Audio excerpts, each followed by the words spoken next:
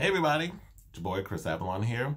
Now what I'm going to do right now is I'm going to give you my review of John Wick Chapter 3. I know I'm a couple of days late on it, but who cares? I always say it's not about who does it first, it's about who does it best.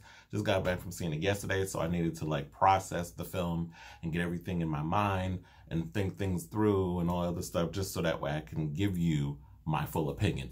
Now for those who know me, I am a huge action movie fan. I have loved the John Wick franchise since the very beginning. When I first saw the first one, it wasn't even available in a lot of theaters. And at the time I worked at AMC, and the one in Times Square, the big one, on 42nd Street. And what I had seen the trailers and all this stuff, and I was thoroughly interested in seeing the movie, but it wasn't available in my theater until literally, I think it was on its way out, and they put it in there for a week in a small theater, which I guess they weren't thinking it was going to be like a big film. But then, of course, it started to draw this cult following. And then when the second one came out, the momentum started to build for this franchise. So, of course, by the time we got down to 3, I don't know why people were surprised that it was the #1 movie in America and it had the biggest opening in May. But I digress on all of that. So let's just get right into the film. So it is a spoiler alert. It's out by now. So if you have not seen the film, do not watch this video, but because I'm gonna break it all down. So okay, so let's get into the synopsis. So where we last left off in John Wick Chapter 2, John Wick was on the run because he had killed Santino D'Antonio on Continental grounds. I was gonna say on company grounds. Technically, it is company grounds because Continental is part of, this whole world, whatever. Yeah, so he had killed Santino, which he wasn't supposed to do. But the thing was, Winston gave him an hour to kind of get where he needed to go or do what he needed to do before he was excommunicadoed, as they say 50 million times in the third movie. Yeah, so when it opens up, basically John Wick is trying to, figure out what he's going to do within that next hour. He can't run around trying to do what he needs to do with his dog, so he needs to find safe passage for the dog. And then, of course, he wants to go into the library where he has a book that features a couple of coins, a cross, which I did not know. Well, we find out it's like a marker or whatever for the director, and then which we'll get into that in a minute. So I had a cross in there, which he goes to see the woman who basically made him who he is, and a picture of his wife. But the big, of course, part that I particularly loved was that fight scene with the book where he was fighting this basketball player. I think his name is Boban, because I'm not a basketball fan. I'm more or less into UFC and football and all that stuff. But anyway, that book fight scene was insane. I mean, we've seen book fight scenes before. I mean, we've seen it. Well, wasn't there one in, what the hell was that movie? One of the Jason Bourne movies. But this one was a little more clever in regards of how they did the whole book fight scene, which I thoroughly enjoyed. Then we move on to, the triad trying to take him out as he's trying to leave the New York Public Library, and he's trying to get to where he needs to go because he needs to get patched up. So that eventually he gets to the Keymaker from The Matrix, which I actually loved, a lot of the Matrix references that they had in this film. But of course, the triad scene was insane. Him running through Chinatown, and then he's spotted by members of the triad, and they try to kill him, and it's literally a fight sequence featuring a bunch of people throwing knives at each other, which I thought was absolutely hilarious and insane. So I thoroughly enjoyed that fight scene, but it basically is they're in this building that has an archive of weapons, of knives and old school guns and stuff like that. So I was in heaven seeing all of this stuff, because I was I would love to collect all that stuff. But for him trying to put a gun, an old school gun together, it was very, it reminded me of an old school Western, kind of the ones that Clint Eastwood used to do back in the day. So yeah, so seeing that fight scene was amazing. And then he throws the tomahawk into the guy's head. One of the things they said who was in the movie was Tiger Chen from Man of Tai Chi. I didn't even see him in the movie. I think he would probably have a helmet or something on. But I'm probably going to have to, no, not probably, I am going to see John Wick again, because there was so much going on that I know I missed some Easter eggs, some references, all the other stuff. So usually I like to watch movies more than once to try to capture, to catch everything. But yeah, I didn't even see him in the film, but I think I heard that he was in one of the scenes where he was like one of the ninjas or whatever, but I didn't even recognize him. Because like I said, it was a lot going on. But anyway, so yeah, my favorite fights, we talked about the book fight, the knife fight, axe fight. Yeah, there was a lot of fights going on, but one of my particular favorite fights, of course, had to be the one when he goes to the catacombs to see Halle Berry. But before we do that, we should probably just talk about the director, Angelica Huston. I thoroughly enjoyed her character. I liked finding out that John Wick's name, like we got a little bit of backstory on John Wick, and we found out that John Wick's name isn't really John Wick, that he's basically Jordani, I think is Jordani Jovovich or Jordani Jonovich. Well, I didn't know. He was like an immigrant of Russia. He was brought over. He was an orphan and basically trained in America to become this big time assassin that we see. So seeing a little bit of that world of him going to the theater, and that's the place where the director actually trains all the kids to become future assassins. That to me was very entertaining, and I'm hoping that it opens up more into that world in regards of the upcoming Continental TV series and, of course, John Wick 4, which was announced to be coming out in 2021 of May. So I'm really hoping like we get a little bit more of that. I also got a little bit because I remember them saying they were doing a movie called Ballerina. And I remember somebody online was talking about, oh, well, it seems a little sexist that the guys are all doing the judo and the jujitsu stuff, and the girls are basically ballerinas and all this other shit. And I'm like, there is a movie that they're talking about that's kind of sort of within that John Wick universe that's coming out called Ballerina, about a girl who's an assassin who also is a ballerina or something. So seeing the little clues of, okay, you got these girls out here as ballerinas, but they got these crazy tattoos all over them, kind of makes you know, like, they're not your traditional, theater performers that you would see, all clean cut, no tattoos, like perfect looking and all other stuff. So seeing that world was very interesting in my opinion. And I'm hoping we get to see more of that down the road. I thought Angelica Huston did a phenomenal job as the director in the film, and seeing her interaction with John and basically saying like how he came up and then how he just moved away from that was very entertaining to me. Wasn't much dialogue he was saying. I did find that scene funny where he holds the cross. She was like, you act like that holding this thing up basically is answering my question or telling me something. Because, John Wick is a man of a few words. So I just like, the hilarity of that. Now, Halle Berry as Sophia, I thought she was by far the strongest and best character that I've seen in this franchise. We've seen so many people coming in and out of this world, from Common to Ruby Rose to Halle Berry. I would like to see more of Common's character, hopefully in like his own standalone movie on why he basically, was working with Santino's sister.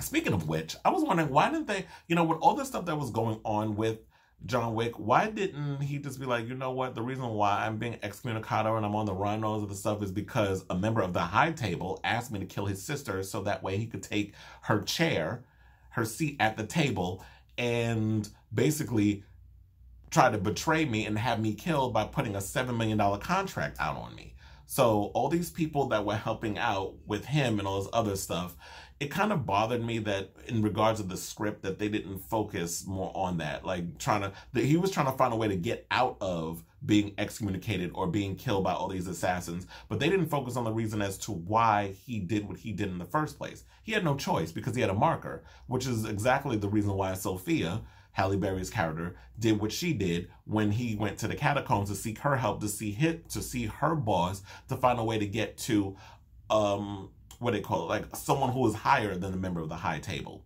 who was in the desert, and they said something about, oh, you have to go and travel in the desert, and when you pass out and you're on the verge of death, then they'll come and find you, and some old mystical shit, kind of like falling into the whole Baba Yaga thing, where he's like this mystery, the boogeyman, and all this other stuff.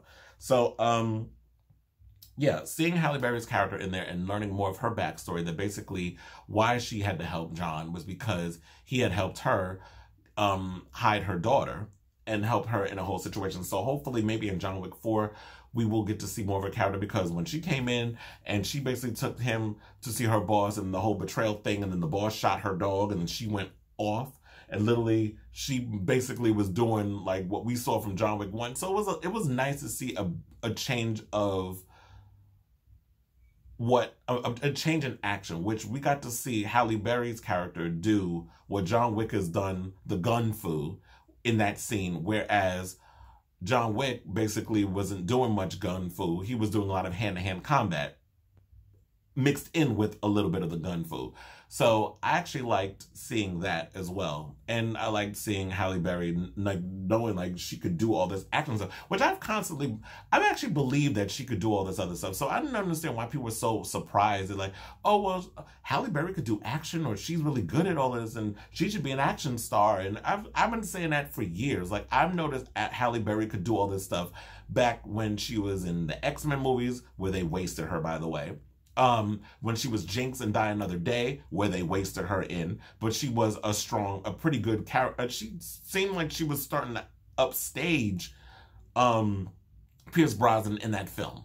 So, but then again, this is the first film where most of the stuff was practical, but then there was stuff that was digitally added, like a lot of the stabbings and the shootings and blowing people's heads off, like all that's digital. But a lot of the stunts and the fight choreography and everything, that's all practical. So seeing that she could actually pull this off, I wasn't surprised at all. But I was just surprised that everybody else who was commenting was surprised that Halle Berry was able to do all the stuff that she was able to do. I actually saw her in Beverly Hills like a week ago, and she's gorgeous in person, I must say. She was with her daughter. I didn't want to bother her and stuff. I don't like bothering celebrities when I see them, because living out in LA, you will run into a lot of celebrities. But I didn't want to bother her. I was just happened to be walking, and I crossed in front of her and didn't realize it was her, and I had to do a double take. But anyway, let's get back to the focus. So I'm really hoping that we get to see more of her character in the future, be in her own solo film, because I would like to see like her origin story on when she was an assassin and like all her years of being an assassin, how she began to be the Winston character of the Continental in the Catacombs. I would like to see her own solo film. Or if she does appear in John Wick 4, which I'm hoping that Chad Stahelski and the writing team will put her in there, that we get to see, so what happens to her after the whole fight sequence between her and John and killing all those people in the catacombs, and the two dogs that got in on the action, which was awesome, by the way. Like, seeing the dogs even doing fight choreography and stuff. It was just crazy. It was a crazy fight sequence. What are her repercussions? Because we had this adjudicator that was going around every time anybody helped John. Oh, well, you have 7 days to leave your position or you're going to get killed. Speaking of the adjudicator, can I say that I did not like that character at all? I like Asia K. Dillon. I think because Asia considers themselves gender non-binary. So they like to be called they, not a she, not a he. It's sort of like, I don't judge it. I am a member of the LGBT LMNOP community. I don't judge it. It is what it is. So, the adjudicator character. I like Asia Kate Dillon, but I didn't feel that the adjudicator's character made sense for this film. I felt that the way Asia was delivering their lines, it came across as very robotic. I felt like the way they were delivering their lines was sort of more like Asia was auditioning to be in the next Terminator movie, which, by the way, the trailer comes out today. I need to see that once I'm done with this video. Hopefully it's up by now. It should be. But, yeah, I just felt like Asia, the way that they were delivering their lines, just didn't appeal to me. Like, I was like, why are you talking like that? It just irked me. And I just felt like the character just made no sense. I get that you had to walk around and start throwing orders around, but I guess in the writer's room it made sense, but for the film it didn't make sense. Another scene that didn't make sense to me was the whole point of John Wick going to this high table person who basically was like, you will be reinstated back into our world. We won't kill you unless you go back to New York and you kill Winston, who is basically a father figure to John.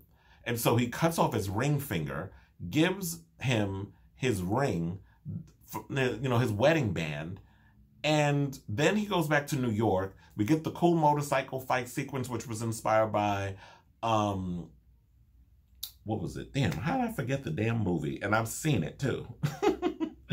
Oh my God, I forgot. It'll come to me. Sorry. I'm just like checking all of my, oh yeah, The Villainous. Why did I forget? How could I forget? I saw The Villainous like a couple of weeks ago. And actually saw it in the movies, but I only saw a little bit of it because when I was working at AMC at the time, I caught like a bit of it. But anyway, yeah, so we got the cool motorcycle fight sequence that was inspired by The Villainous. Then he goes back to the Continental and delivers the Matrix line, guns, lots of guns. And then they're like killing all these, you know, these guys that the adjudicator sends in who have like these bulletproof armor outfits on, so you can't even shoot them. So he's literally like triple, quadruple tapping them in the head because he can't get through the armor. So that was pretty cool. So you do all of this, you get to the Continental, you team up with the concierge, who it was nice to see Lance Reddick get from behind the, you know, the reception area to actually get in on the action. So seeing like, you know what, people who work in the Continental also get in on the action, like you have to be, you know, jujitsu and you know, you have to be fight trained, you got to be gun trained. We didn't see him do any fights, but we saw him like pick up a gun and start killing. Seeing all of that was really cool. So seeing Lance Reddick come from behind the desk was awesome. So John doing all of this and teaming up with to save the Continental and helping out Winston and helping out the receptionist and taking everybody out and killing, well, I don't know if he's dead. I mean, but I'm assuming he's dead. I mean, you put a sword through him. Mark Dacascos, who I thought was hilarious in this movie, by the way. Seeing Mark Dacascos in this movie as a villain was a long time coming, and I'm so glad that someone like Chad Stahelski sees the potential in so many amazing action movie stars and give them a platform that a lot of Hollywood people just don't understand how to do. Speaking of action movie stars, the Yeon and Chep from the Raid films, seeing them in this movie, I thought was great. First, I got excited when they were in the Star Wars movie, but they were wasted. And that's what pisses me off when you pick people from movies that I'm a fan of. Like, I'm an action movie junkie. So to pick people from these worlds and you put them in there, and Iko Uwais was in that film too. Speaking of which, I would like to see Iko Uwais in the next John Wick movie. I'm going to get to my list of people in a minute who I would like to see in this world. But yeah, seeing Yeon and Chep fighting John Wick, I thought was a great idea. However, the execution was a little bit much. And I like that they joked and then it was like, well, he's a little slow because he's been retired for 5 years. But seeing like these professional fighters go up against Keanu Reeves, who you see like he put so much into these movies. And I'm not just going to go and say, oh, well, he's 50 something years old, so he's a little old. But no. Because if he can get up there and do them fight sequences, and Halle Berry, who's 52, can get up there and do it, I think it's possible for anybody as long as you put your mind to something. But to see that these guys are so fast, and the fact that they had to kind of come down to his level, especially when you've seen the Raid movies and you've seen other Indonesian action films that these guys have appeared in, and to see them go up against Keanu Reeves, who, yes, he's been doing martial arts and stuff because he did The Matrix and he did these John Wick movies, you kind of could see the level. It was, the camera couldn't hide the level of how slow Keanu Reeves was moving towards how quick these guys were, and how they had to kind of slow themselves down or dumb themselves down a little bit just to come to his level to make it look convincing on camera that someone like John Wick could kick their ass. So hopefully those, Yeon and Chep will appear in maybe in the next one, in part 4 or in some capacity, because he didn't kill him. He just said, be seeing you soon, like he says to everybody that he fucks up. That he has like a funny sequence with.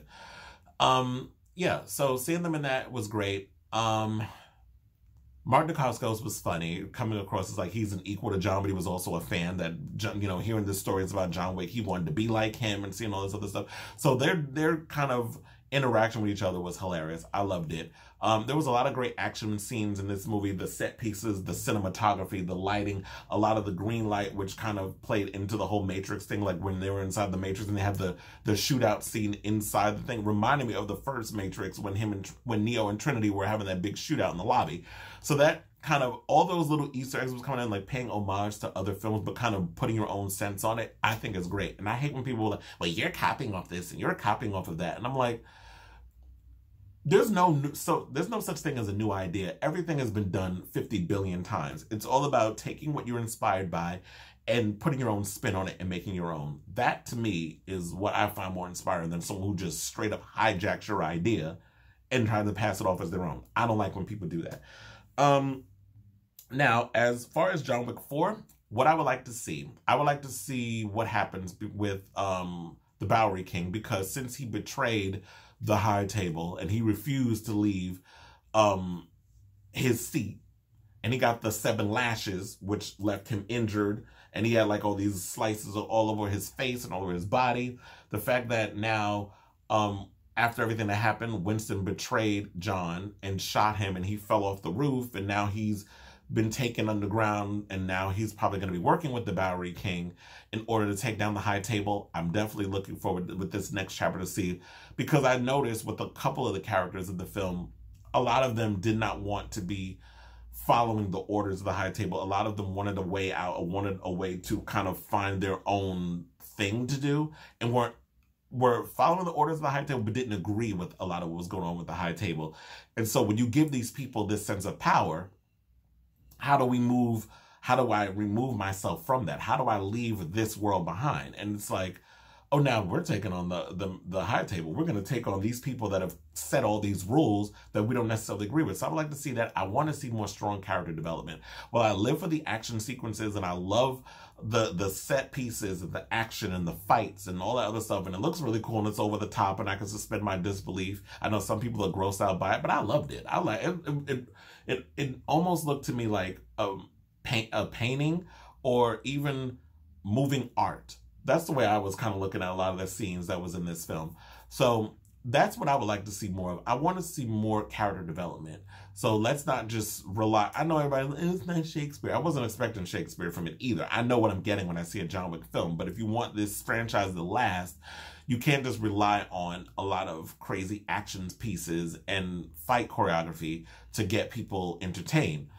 Otherwise, you're just going to look like one long, a 2-hour music video. And that's the last thing I want this franchise to be. I want this franchise to kind of get better and better and better as it goes along.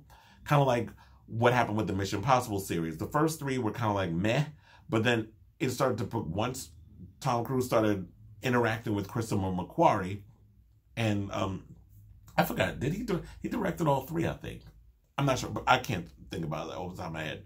But after 4, 5, and 6, the movies started to gradually get better, which I've noticed is why he collaborates with the same people now, instead of just having so many different voices come in, because you don't want that mistake. I want Chad Stahelski to stay on, even though David Leitch, who co-directed the first one, moved on. I want to see David Leitch is off doing his own thing. Since doing the first movie, he's done Atomic Blonde, Deadpool 2, and the upcoming Hobbs and Shaw movie.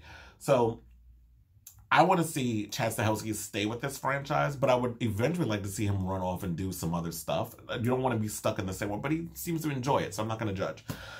Okay, so also I want to say shout out to Robin Lord Taylor, who played, because the show's off now, who played Robin in Gotham.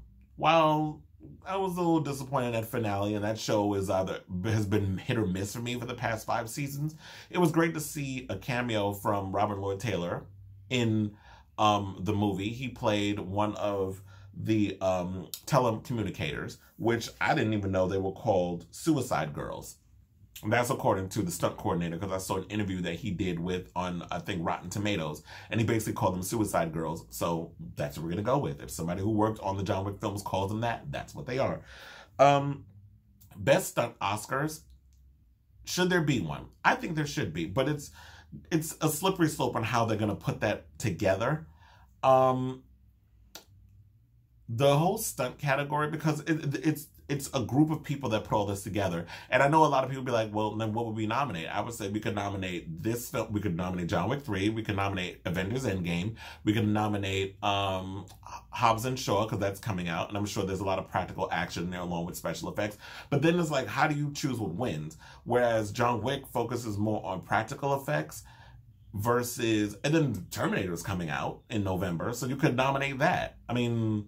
Isn't that like usually when the time is up for voting? So you can put Terminator and all the other movies that I just mentioned as part of that category. Whereas John Wick is focused more on practical effects with a little bit of the CGI and digital stuff added in for, because if you can't do everything, sometimes you need to use digital, but not rely too heavily on it. Whereas Avengers relies way too much on the CGI and the digital effects and less on practical effects. So it kind of is a slippery slope on how we'll put that together. But I do think the Oscars should start recognizing action films as part of it, because the blood, sweat, and tears and work that people put into these films should be acknowledged by the Academy. And not just getting a popcorn from the MTV Movie and TV Awards. Like, I just think that the Oscars should kind of expand their thought process and what should and shouldn't be nominated, in my opinion. So overall, did I get everything? I'm looking forward. I'm also looking forward to this Continental TV series. I'm curious as to where they're going to go in the direction of the whole Continental TV series. Well, of course, they said John Wick will be popping in and out of this world, but I definitely would like to see how they can find some characters and have them interact and intertwine in this world, and how they're going off doing different missions and kind of getting more into that. I have noticed that, so many ideas that were being thrown in this film is kind of ruining the mystery of the franchise. So I'm hoping they could just dial it back down a bit in regards of the ideas and regarding of expanding this world. You can expand the world in different things, but don't give us too much. Leave a little mystery, unless y'all can figure out how to, keep it contained. So overall, I give this franchise, I would say, an 8.5 out of 10. I enjoyed the film. I thought it was wall-to-wall. I love the wall-to-wall action. I liked how they expanded the world. I liked a lot of things. There was a lot of weaknesses. I explained it in the film. In this review, I've explained all my weaknesses and stuff. I didn't understand the whole point of him going into the desert and cutting off the finger and not kill Winston. So then it's been revoked. So now you lost a finger. So to me, it was pointless. That whole scene was pointless, in my opinion. Overall, like I said, I give the film an 8.5. Looking forward to John Wick 4. Looking forward to the Continental series. And I'm hoping that we can get more, that Hollywood can wake up and start creating more action films in the vein of John Wick, but doing its own thing and having a strong cast, a really good script, and some really inventive action scenes, and not just, blowing shit up for the sake of blowing shit up. Because I do feel like Keanu Reeves, so far twice, has redefined the action movie genre. Once with The Matrix, which the first movie was good, and then Reloaded and Revolutions were... Reloaded was good. It was entertaining. There's parts of it I love, parts of it I don't love, but Revolutions is not my favorite.